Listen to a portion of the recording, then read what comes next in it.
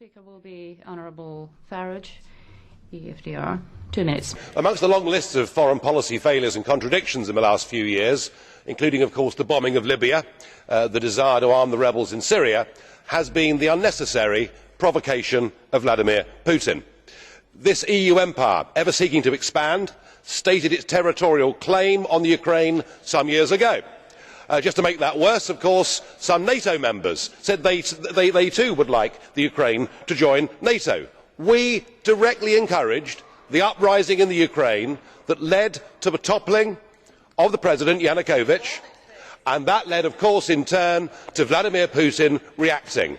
And the moral of the story is, if you poke the Russian bear with a stick, don't be surprised when he reacts.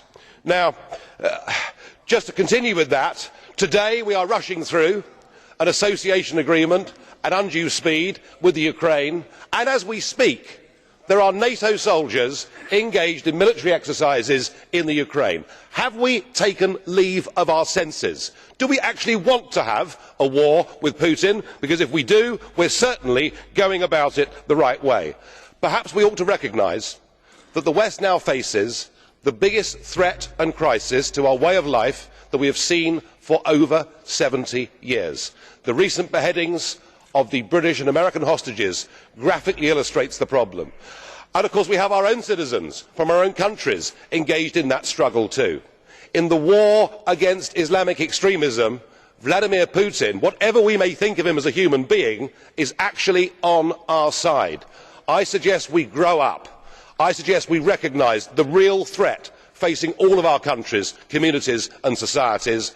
We stop playing war games in the Ukraine and we start to prepare a plan to help countries like Syria, like Iraq, like Kenya, like indeed Nigeria, to try and help them to deal with the real threat that faces us. Let us not go on provoking Putin, whether we like him or not. Kiitoksia. Thank you. Mr. Farage. Did a blue card question, actually a few blue card questions. The first one of these was by Mr. Pascu. Do you accept this blue card? Mr. Pascu, 30 seconds, please. Sir, in your considerate opinion, what is better, to have Russian soldiers fighting a war on the territory of Ukraine, or NATO troops exercising as a response to that on the territory of Ukraine? Mr. Farage, 30 seconds, please. I think, sir, the point that I was making is that there should be a huge degree of guilt in this House about what provoked all of this in the first place, and we saw Western Ukrainians waving European flags, rioting, setting fire to things and effectively staging a coup d'état which brought down the Ukrainian president, which has led to this instability. Yes, you are the guilty people and you refuse to accept it.